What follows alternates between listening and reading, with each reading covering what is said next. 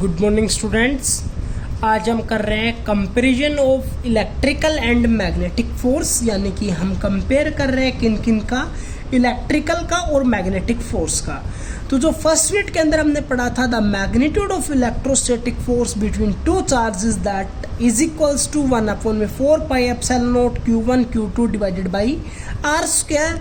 जो अभी हमने लास्ट के अंदर इस टॉपिक के बारे में पढ़ा था, the magnitude of magnetic force between two parallel current carrying conductor या element is Fm that is equals to μ0/4 pi I1 I2 by R square dl1 into dl2। हमने लास्ट के अंदर इस रिलेशन का यूज भी किया था। I1 into dl1 that is equals to Q1 V1, I2 dl2 को हमने लिखा था Q2 V2 के साथ।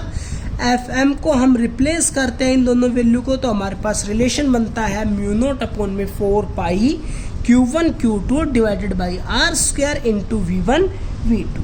अब हम आगे डिवाइड कर रहे हैं इक्वेशन फर्स्ट जो हमारे पास थी, ये इसको इस इक्वेशन से सेकंड से। तो हमारे पास force of electrostatics that is equals to 1/4 pi epsilon naught Q1 Q2 divided by R square. Magnetic force μ0/4 pi Q1 Q2 divided by R square V1 V2। Q1 Q2 by R square से ये वाला cancel, 4 पाई से 4 pi cancel, तो यहाँ पर बच गया 1 epsilon not और यहाँ पर म्यू नोट। तो हम क्या लिख सकते हैं, 1 म्यू नोट एप्सिलॉन नॉट, और यहाँ पर हमारे पास बच गया 1/V1 इंटू V2। ठीक है, अब मैं यहाँ पर दोनों को इंटरचेंज कर लेता हूँ, तो लेफ्ट हैंड साइड से भी इंटरचेंज हो जाएगा, राइट हैंड साइड से भी। तो हो जाएगा magnetic force divided by electrostatic force that is equals to μ0 epsilon naught V1 V2 के बराबर। अब ये हमें पता है μ0 एप्सिलॉन नॉट 1/c स्क्वायर के बराबर होता है, और c की जो वैल्यू होती है वो 3 × 10⁸ होती है। तो हमने यहाँ पर वैल्यू पुट की है। V1 और V2 की वैल्यू 10⁻⁻4 के ऑर्डर के अंदर होगी, इसलिए हमने यहाँ पर 10⁻⁻4 के ऑर्डर के अंदर वैल्यू यूज की है। दोनों की मल्टीप्लाई करते हैं तो 10⁻⁸, इन दोनों का प्रोडक्ट करते हैं तो 9 × 10⁻16। अब देखो 10⁻16 को ऊपर लेके जाएंगे माइनस का, तो माइनस का 8 और माइनस का 16 माइनस का 24, यहाँ पर बच गया 1/9। मैं यहाँ पर ऊपर और नीचे 10 से मल्टीप्लाई और डिवाइड कर लेता हूँ, या फिर 1/9 को अगर मैं लिखना चाहता हूँ तो लिखा जाएगा 0.11, लेकिन यहाँ पर मैंने 1.1 लिखा है, तो इसकी पावर जो है वो 1 नेगेटिव के अंदर और इंक्रीज कर दी है। तो हमारे पास जो रिलेशन है मैग्नेटिक फोर्स का इलेक्ट्रोस्टैटिक्स के साथ, वो 10⁻25 टाइम्स है। ठीक है,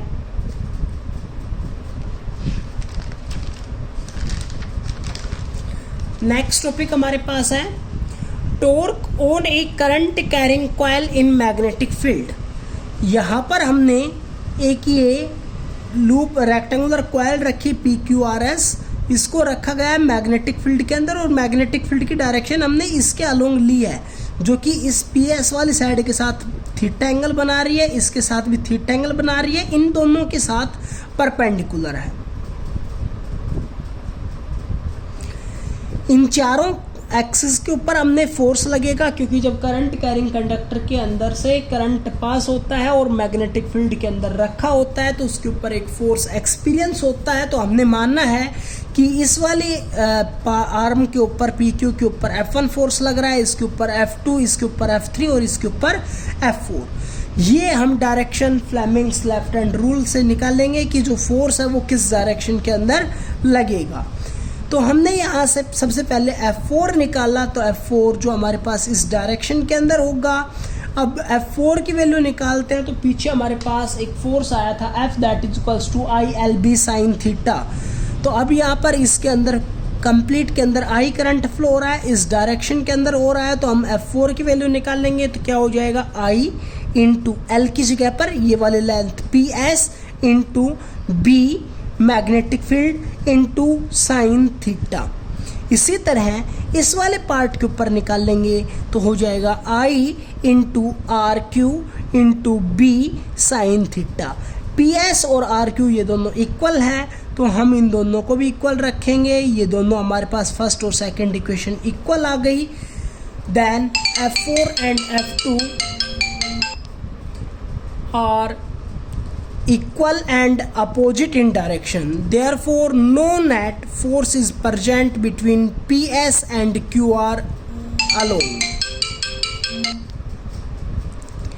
Then F1 that is equals to I into PQ into B sin 90. sin 90 की वैल्यू पुट करते हैं तो 1 होती है. हमने PQ ये वाली जो सेपरेशन है इसको कैपिटल L के बराबर मानना है, इसलिए S और R भी हमारे पास L के बराबर हो गई. sin 90 की वैल्यू पुट की, PQ की जगह पर L वैल्यू पुट की. इसी तरह F2 की वैल्यू निकालते हैं तो वो भी हमारे पास इक्वल आती है. हमें पता है कि torque that is equals to force into perpendicular distance होता है. फोर्स जो अभी हमने निकाल लिया वो है. अब हम परपेंडिकुलर डिस्टेंस यानी कि ये वाली सेपरेशन निकालना चाहते हैं TS के बराबर. अब देखो ये वाली साइड जो ये वाली लेंथ थी इसको मैंने स्मॉल b के बराबर मानना है. तो ये वाला एंगल हमारे पास मैग्नेटिक फील्ड का इस साइड के साथ एंगल थीटा बना रहा था, तो ये वाला एंगल भी क्या होगा, थीटा. हमें साइड चाहिए ये, तो हम लिख सकते हैं TS यानी कि इसके हिसाब से बेस अपॉन में hypotenuse that is equals to हो गया हमारे पास कोस थीटा. तो हम क्या लिख सकते हैं TS by PS that is equals to cos theta और TS that is equals to PS cos theta और that is equals to B cos theta. ठीक है, परपेंडिकुलर डिस्टेंस आ गई है. फोर्स ILB के बराबर आया था, perpendicular distance B cos theta के बराबर आई है. इनकी वैल्यू पुट करते हैं. L इंटू B, देखो ये वाली लेंथ इंटू B ये वाली साइड, तो ये हो जाएगा area of cross section of rectangular coil. तो हमने L into B small b को हटाकर क्या लिखा है, area of cross section. Clear. अब देखो ये वाला इसके परपेंडिकुलर है, PS के परपेंडिकुलर साइड है, तो थीटा प्लस अल्फा की वैल्यू क्या हो जाएगी, 90 डिग्री. तो हम क्या लिख सकते हैं, theta that is equals to 90 minus alpha और cos theta that is equals to cos 90 minus alpha, और ये हमारे पास किसके बराबर होगा, that is equals to sine alpha. Torque हमारे पास अगर हम n टर्न्स के लिए लेकर चलेंगे तो n से मल्टीप्लाई हो जाएगा, तो क्या हो जाएगा, I B A cos theta की जगह पर साइन अल्फा. अब देखो NIA पीछे आपने लिखा था मैग्नेटिक डायपोल मोमेंट, तो NIA को हटाकर हम क्या लिख सकते हैं, capital M B sine alpha. Sine है इसका मतलब क्रॉस प्रोडक्ट होगा, तो torque that is equals to M cross B के इक्वल होगा. Thank you.